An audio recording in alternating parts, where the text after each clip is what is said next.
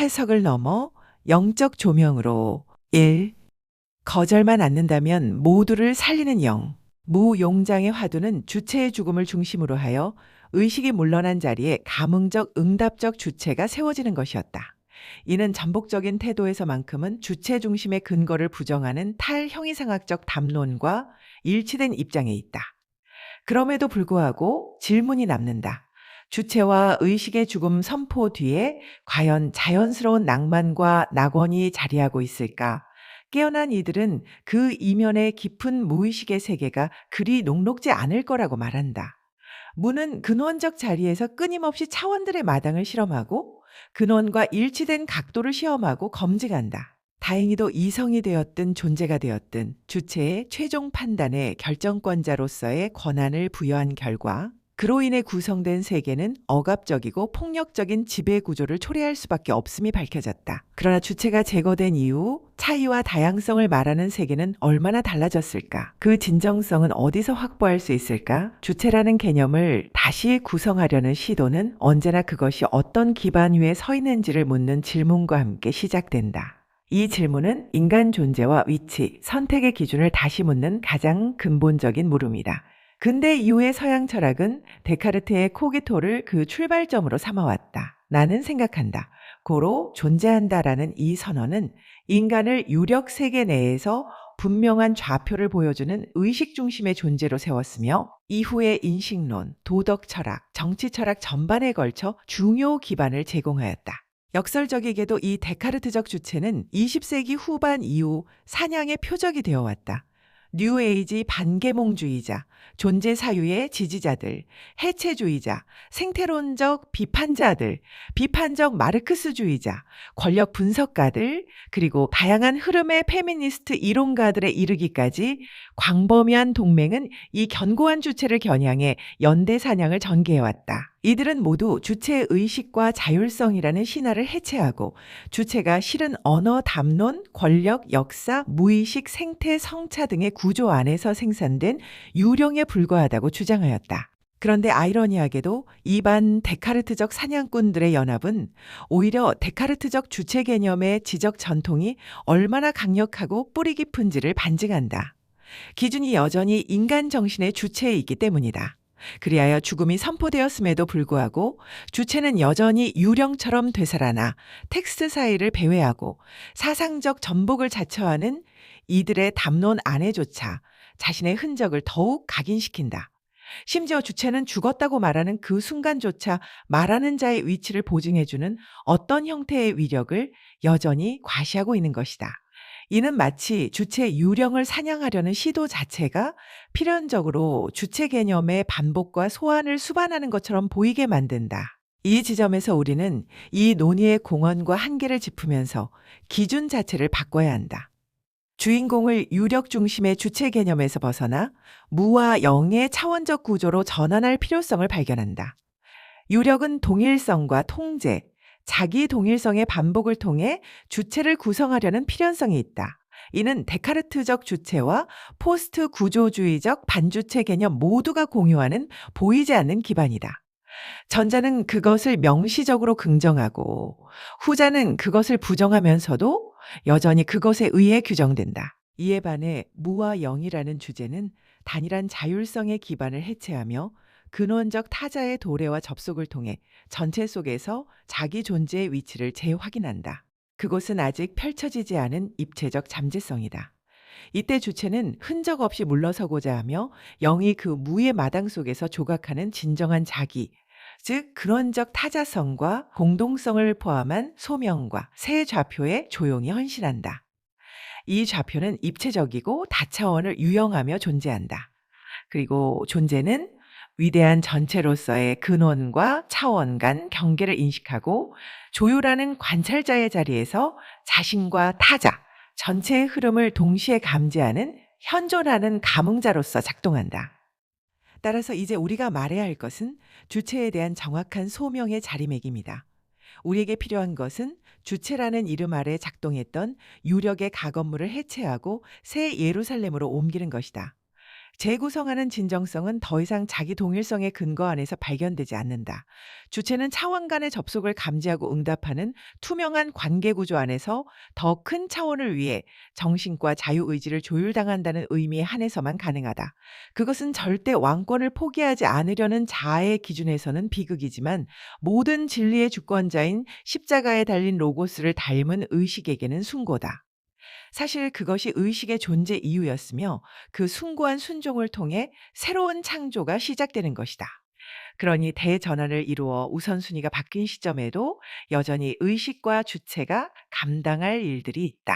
바로 멈추고 기도하는 자리다. 근원은 단순히 전통 형이상학과 탈형이상학의 대립을 재구성하는 차원을 넘어서 차원과 다수성, 생성과 시간성, 무의 운동성을 하나의 살아있는 사유의 장으로 포섭해야 한다. 또한 폰티스가 단순한 개념이나 공간이 아니라 무에서 살아 생성되는 근원적 현재의 셈이라는 점에서 고전적인 형이상학, 형이하학의 언어로는 담아내기 어려운 존재의 차원적 운동성이 요구된다. 전통적인 형이상학은 존재의 본질과 보편적 질서를 추적하는 사유였다. 플라톤의 이데아, 아리스토텔레스의 제1원인 등의 존재론은 모두 현상 너머에 있는 실체를 설정하고 그 실체를 중심으로 인간과 세계를 구조화해 왔다. 그러나 이 방식은 존재를 정태적 실체로 가정하여 생성과 차이를 억압하고 타자성과 시간성을 근본적 범주로 다루지 못했다. 무엇보다 실제를 본질 현상, 절대 상대의 이분법으로 환원하여 지금 여기에서 일어나는 근원적 현재를 담지하지 못했다. 반면 타령 이상학적 사유는 존재를 고정된 실체가 아니라 차이와 운동, 생성과 사건으로 다시 사유하려는 흐름이었다. 질 들레이즈, 자크 데리다, 에마뉘엘 레비나스, 알랭 바디오 등의 사유는 모두 다음과 같은 방향을 택한다. 존재는 항상 되기, 즉 비커밍 속에서 타자와의 관계, 시간의 틈 속에서 사건으로서 형성된다. 정태적 실체 대신 움직이는 경계와 흐름이 사유의 중심에 놓인다. 하지만 타령이 상황 역시 다음의 물음을 피해가지 못한다. 차이와 생성 자체의 근원은 무엇인가? 관계와 사건이 발생하는 장은 어떤 구조를 갖는가? 무수한 차이와 생성들은 무엇에 의해 엮이고 지속되고 넘어서는가? 되기의 근거와 종착점은 무엇인가? 생성의 장으로서의 무, 그리고 그 안에서 살아있는 차원의 질서와 감흥의 구조에 대한 깊은 이해가 없이는 타령 이상학조차 무근거한 운동성의 수사로 머물 위험이 있다. 폰티스는 단순히 형이상학적 실체가 아니며 타령 이상학적 차이의 해체만도 아니다. 폰티스는 무로부터 솟아나는 근원적 생명력이며 모든 차원이 지금 여기의 현실에서 감흥과 생성을 통해 다시 열리는 살아있는 셈이다. 그 셈을 흐르게 하는 것은 영이다. 모든 피조개를 살게 하는 것도 영이다. 근원에서 온 영이 머물지 않는다면 모든 차원은 닫히고 죽고 만다. 유는 마르고 정체된다. 유의 본디 존재 이유는 정체성의 좌표와 차원의 층위에 따른 분류를 위한 것이다. 그러나 영적 현존이 없다면 딱딱한 화석이 되거나 인공적 생기를 불어넣은 불멸의 괴물이 된다. 폰티스적 관점에서 유는 고정된 실체가 아니라 무의 흔들림을 감내하는 유연한 형상이어야 하며 그러는 한 유를 지속 가능케 하는 빛의 본질은 유지된다. 이때 무는 근원적 감흥의 장이며 유로 분화하기 전의 가능태이다. 형이상학은 무를 실체의 부재로 보았고 타령이상학은 무를 차이의 장으로 보았다. 영과 결합된 무는 정체성을 무화시키는 공허가 아니라 생성의 잠재성을 품은 장이다. 여기에는 실상의 부재인 어둠의 잠재성도 포함되어 있고 차원 안에서 차이를 가진 다양성도 포함된다. 이 둘은 완전히 다른 특성이다. 여기서 무의 마당은 감흥적 예민함과 잠재력, 통과성의 장으로 작용하며 빛과 어둠, 생명과 허무, 관계와 절연이 교차하는 접속면의 장이 된다. 또한 영과 결합된 용은 생성의 운동과 자기 조직화를 통해 차원에 맞는 마당을 전개한다.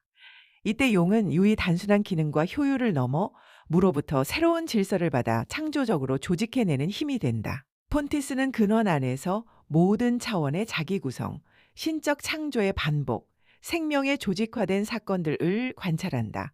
감흥적 삶, 타자와의 관계, 공동체적 실천이 용의 이 조직화를 통해 현실화된다.